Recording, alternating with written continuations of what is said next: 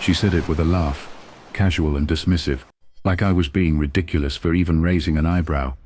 "It's a girls' cruise," she told me, her voice light, almost playful. "You think I'd survive a whole week without my best friends?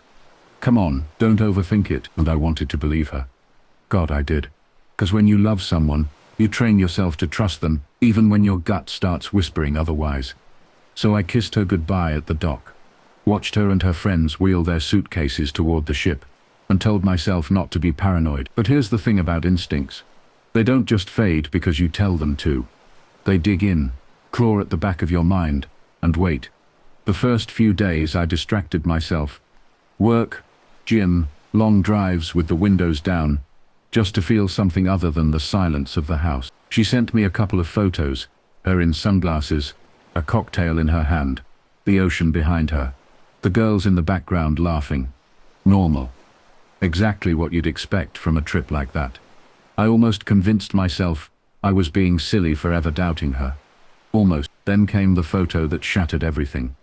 It wasn't sent to me, of course. It wasn't meant for my eyes. No, it was online.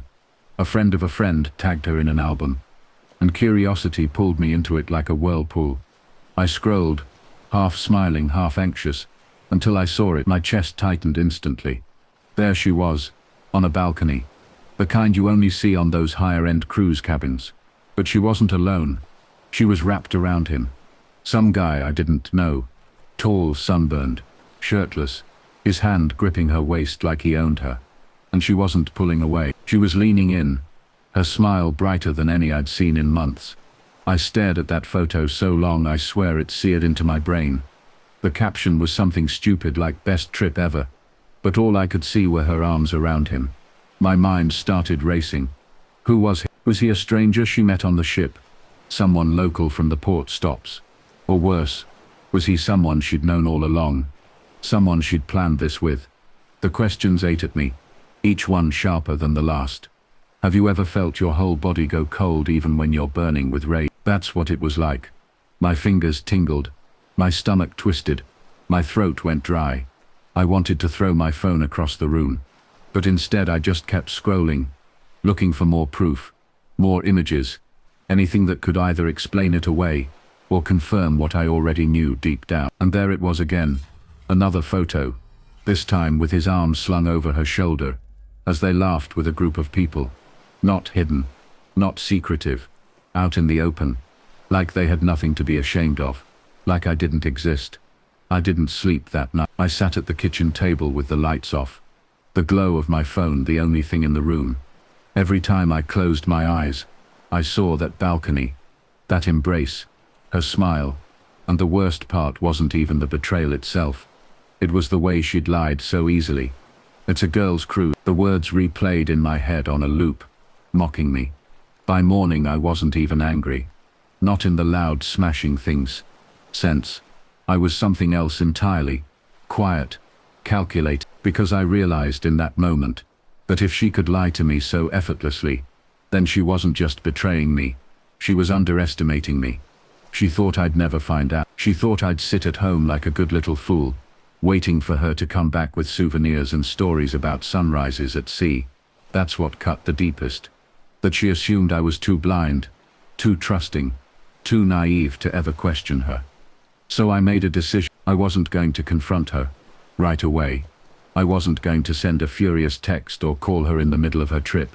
No, that would give her time to prepare excuses, to spin the story, to twist it, so I looked like the paranoid boyfriend who couldn't handle her independence. I wasn't giving her that chance. Instead, I was going to wait. Wait until she came back. Wait until she stood in front of me, with those same lips that had kissed him on that balcony. And then I'd see how good she really was at lying face to face. The week crawled by. Every day, I checked social media like an addict, refreshing, scrolling, capturing screenshots of every photo that showed them together. My journal filled with notes, dates, times, context. I was building a case, not for a court of law, but for the court of truth. Because when the moment came, I wanted every detail laid out, so she couldn't wriggle free. Finally, the day arrived. She texted me when they docked. "Can't wait to see you tonight. Missed you so much. I stared at the message, my jaw tight. The audacity of it. Missed me. She had been wrapped around another man while I sat at home like a fool, and now she wanted to act like everything was normal. I typed back, "Can't wait," and hit send. Short, neutral, enough to keep her unsuspecting. When she walked through the door that evening, suitcase in tow, she looked radiant, sun-kissed skin, hair lighter from the salt air, a glow that screamed vacation. She kissed me, and I let her, though every fiber of my being wanted to recoil. "God, I missed you," she said, dropping her bag and throwing her arms around me, and I hugged her back, because I had to, because the game wasn't over yet. We sat on the couch, and she launched into stories, the excursions, the late-night parties, the girls' night. I nodded, smiled, asked questions at the right times. I let her paint the picture of the perfect innocent trip, all while the images on my phone burned a hole in my pocket. My patience was stretched thin, but I held on, because I wanted her lies to hang in the air before I cut them down. And then she slipped. She mentioned a night on the balcony, watching the stars, just her and the girls, she said. And that's when I pulled out my phone, unlocked it, and turned the screen toward her. The photo glared between us, the one of her wrapped around him. Her eyes widened, just slightly, before she tried to recover. That's not what it looks like," she stammered, her voice shaky. I leaned back, studying her. "Then tell me," I said calmly, "what does it look like?" She faltered. She tried to spin it, said he was just a friend, someone they met on the ship, that the photo was misleading, but I could see it in her eyes, the panic, the cracks in her performance. And as she spoke, I realized something. She wasn't sorry. Not really. She was sorry she got caught. The second she started fumbling her words, I knew she was cornered. You can always tell when someone's scrambling to rebuild the narrative in their head. The pauses get longer, the sentences start trailing off, and their eyes dart everywhere except yours. She stared at the photo on my phone, then at me, then back at the photo, as if sheer willpower could make it vanish. "It's not what it looks like," she said again, softer this time, almost pleading. I let the silence hang between us, heavy and suffocating, because sometimes silence is more powerful than any accusation. "Really?" I finally asked, my tone calm, deliberate, because it looks exactly like what it looks like. Her jaw clenched. He was someone we met on the ship, a friend of one of the girls. We were all drinking. It was late. It was a stupid moment," she said it quickly, like speed could disguise the cracks. "A stupid moment," I repeated, "because it looks like a lot of stupid moments." I swiped, showing her the other photo, the one with his arm around her shoulder in broad daylight, surrounded by people. "Was that a stupid moment too? Did you trip and accidentally land in his arms in front of everyone?" Her face tightened. For a second, she looked angry at me, like I was the one who had done something wrong by catching her. That look told me more than her words ever could. She wasn't panicking about losing me. She was panicking about losing control of the story. And here's where it got complicated for me. Part of me wanted to blow up right then. Scream, demand answers, throw her out, call my brother, call everyone. But another part of me, the colder part, knew that wouldn't satisfy me. I didn't just want her gone. I wanted the truth. I wanted the full scope of how long this had been happening, how deep it went. Who else knew?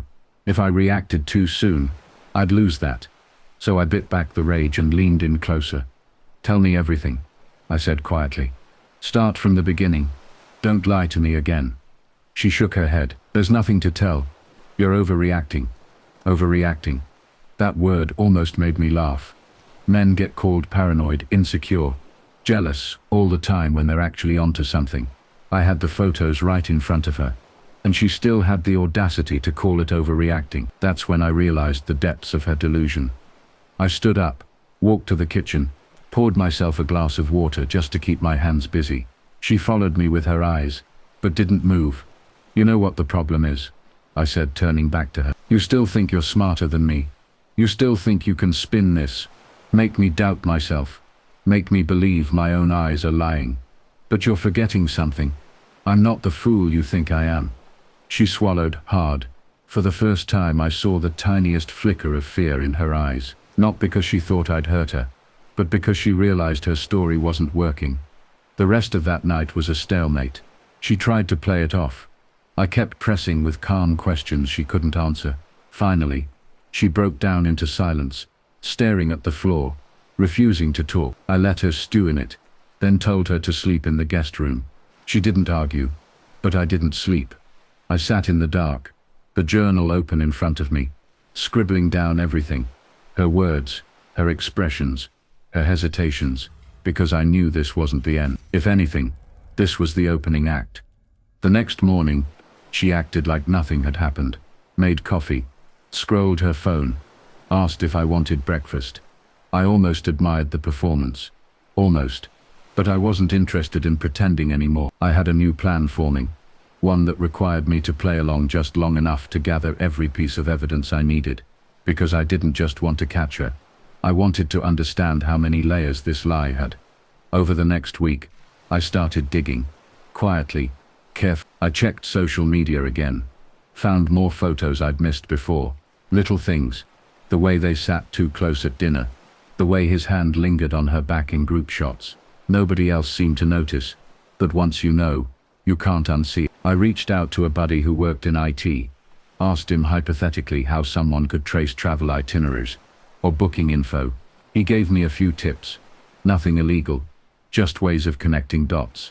And sure enough, I connected them. That girl's crew. Yeah, the booking wasn't just in her name, and her friends' names. His was on there too. Same cabin level, same dining package. He wasn't a random guy they met. He was part of the plan from the start.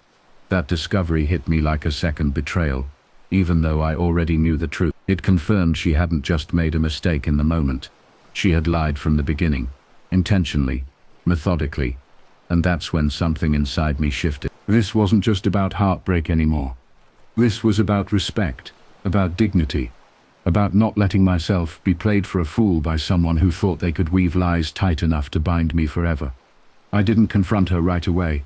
Instead, I watched, observed, collected more. Every late-night text she got, every time she turned her phone face down on the table, every unexplained errand. I logged it all, not because I wanted to obsess, but because I wanted clarity. The truth has a way of setting you free, but only if you have the full picture. And here's where the twist came. One evening, as she was in the shower, her phone buzzed. I didn't even have to snoop. His name lit up right there on the screen. Not saved under a fake contact. Not hidden, bold, obvious. My brother. Yes, him. My stomach dropped. My brother. The guy I grew up with. The guy who defended me in school fights. The guy who stood beside me at every milestone. Suddenly, the balcony photo, the cruise, the secrecy, it all made sense. It wasn't just some random man. It was him. The rage that hit me in that moment was unlike anything I'd ever felt. Betrayal from a partner is brutal. Betrayal from blood, that cuts to the bone. And the fact that it was both at the same time was almost too much to process. I felt like the floor had been ripped out from under me, like the entire foundation of my life had been a lie. But then, as the initial wave passed, a strange calm settled over me, because now, finally, I had the full picture. Now I knew who the enemy was. Now I could see the outlines of the truth clearly.